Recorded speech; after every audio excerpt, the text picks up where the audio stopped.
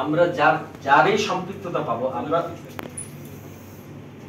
আমরা যারই সম্পৃক্ততা পাবো, যেমন আমি এখানে দেখতেছি কক্সবাজারে 10টি, ফরিদপুরে একটা, বগুড়া একটা, ডিএমপিতে একটা, মোট 13টা মামলা এখানে 10টার মধ্যে আর চার্জশিট হয়েছে। আর এই সম্পৃক্ততা যারই পাবো তাকে আমরা আইনের আওতায় সেই যেই হোক না কেন আমরা তো তদন্ত করছেন এবং অনেক আগে থেকে এদের এই গডফাদার হিসেবে বদি কিংবা তার ভাইদের নাম বেশ কয়েকবার এসেছে, এটা নিয়ে অনেক সংস্থা কাজ করেছে, সাংবাদিকরা কাজ করেছে, কিন্তু আপনাদের এবং সে স্বরাষ্ট্র মন্ত্রণালয়ের তালিকাভুক্ত আপনাদের এই ইনভেস্টিগেশনে বদি কিংবা তার ভাইদের কোনো ধরনের সংশ্লিষ্টতা কি আপনারা পাননি? অবশ্যই আমরা যেটাই আমরা পাবো সেটাই আমরা, যেমন তার ভাই পেয়েছেন কিনা, তার অনুসারীও আছে এবং তার ভাইরাও আছে, তাদের কিন্তু আমরা আইনের আওতায় নিয়ে আসছি। যদি নাম আপনারা পেয়েছেন কিনা? পেয়েছি আব্দুল শুকুর, তাই না? আব্দুল শুকুর এবং আমিনুর রহমান, এই দুইজন সম্ভবত তার ভাই। বদির নাম এসেছে। আচ্ছা, এই নাম তাদের ইন্টারোগেশন যদি নাম আসে আমরাও তাকে অ্যারেস্ট করব, কোন রকম ছাড় দেওয়া হবে না। মাদকের বিষয়ে কাউকে কোন রকম ছাড় দেওয়া হবে না। এই আব্দুর রহমান এবং আরেকজন, তাদেরকে আপনারা কি হিসেবে পেয়েছেন, মানে তারা কি, এই ভূমিকাটা কি তাদের আসলে মাদকের সঙ্গে? এই আব্দুর রহমান, আব্দুল শুকুর এবং আমিনুর রহমান, এরা যে কাজটা করে, এরা হলো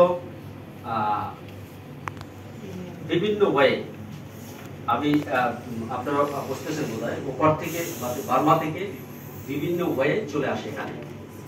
চলে আসার পরে তাদের এই নিয়োজিত যে ইয়াং গ্রুপ আছে, এই ইয়াং গ্রুপের মাধ্যমে বিভিন্ন জায়গায় পৌঁছে যায় এবং তাদের সম্পত্তিও ক্রয় করা হয়েছে। কি পরিমাণ? আচ্ছা, এইটা আপনাকে পরে জানাবো, কারণ হচ্ছে আমাদের এই 10টার মধ্যে নাই, এর পরবর্তী 10-এর মধ্যে আপনারা আরো চমক কিছু দেখবেন আশা করছি।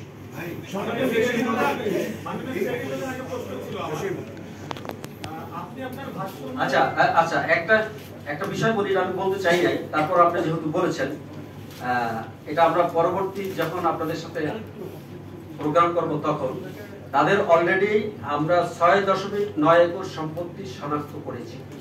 কারণ আপনারা জানেন যে ল্যান্ড জমি জমা এটা কিন্তু এখনো ডিজিটালাইজড হয় নাই, সঙ্গত কারণে সংশ্লিষ্ট সার্ভেয়ার কি বলে রেজিস্ট্রার অফিস বা ভূমি রেকর্ড অফিসে, হ্যাঁ, ওখানে যোগাযোগ করে বের করতে হবে। আমরা এ পর্যন্ত যেটা পেয়েছি ওই পরিবারের ওই অন্য মামলা, এটা আপনার নেক্সটে বলবো, এখন আপনাদের বলতে চাচ্ছি না।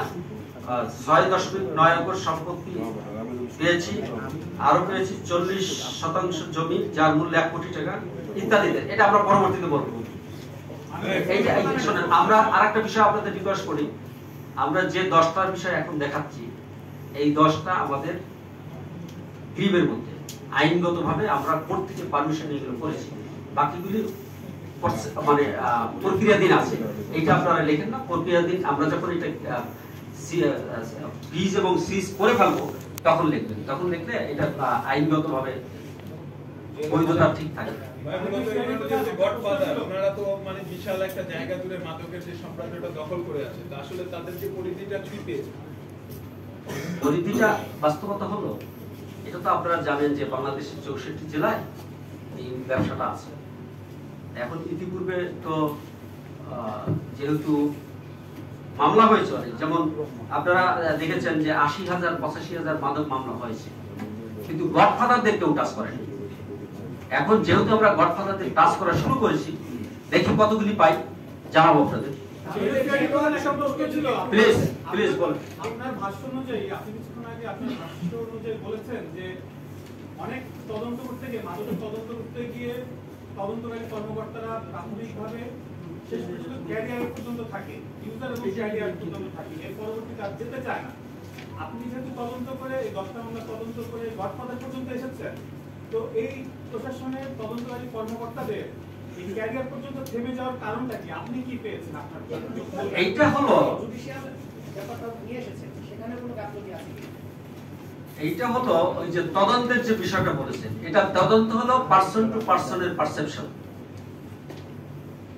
এখন তদন্তকারী অফিসার তার পারসেপশন যদি ক্লিয়ার থাকে, ইয়েস আমি first tyre, second tyre, third tyre, fourth tyre কারা আছে তাদের আমি যাবো পর্যন্ত, সে যেতে পারে।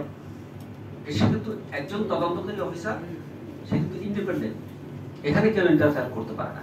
তবে হ্যাঁ, সুপারভাইজিং অফিসাররা যদি দেখে যে তদন্তে গাফিলতি আছে, they can take legal action against those investigating officer. As CID আপনারা জানেন যে CID বাংলাদেশের সবচেয়ে পুরানো এবং বাংলাদেশের সবচেয়ে বড় বড় মামলাগুলি ডিটেক্ট করেছে। আমি মনে করি বাংলাদেশের একটি প্রাচীনতম তদন্তকারী প্রতিষ্ঠান, এবং এখানে যারা তদন্ত করে বা ইনভেস্টিগেশনের দায়িত্বে যারা নিয়োজিত তারা অত্যন্ত অভিজ্ঞ, দক্ষ, এবং এখানে যারা সুপারভাইজ করে তারাও অত্যন্ত অভিজ্ঞ, দক্ষ। সঙ্গত কারণেই এই সুপারভাইজিং অফিসার এবং তদন্তকারী অফিসারের সম্মিলিত প্রচেষ্টার কারণে আমরা গডফাদারদের আইনের আওতায় আনতে পারছি। তাহলে কি প্রশ্ন দাঁড়ায় বাকি যে সকল সংস্থা মাদকের তদন্ত করছে এবং মামলা নিয়ে কাজ করছে তাদের কি উদাসীনতা রয়েছে কি না? ওইখানে আপনি যেটা বলছেন ওইটা ঠিক না এই কারণে, যেমন মানি লন্ডারিং যে আইনটা, এই আইনটা হয়েছে মাদক নিয়ন্ত্রণ করার জন্য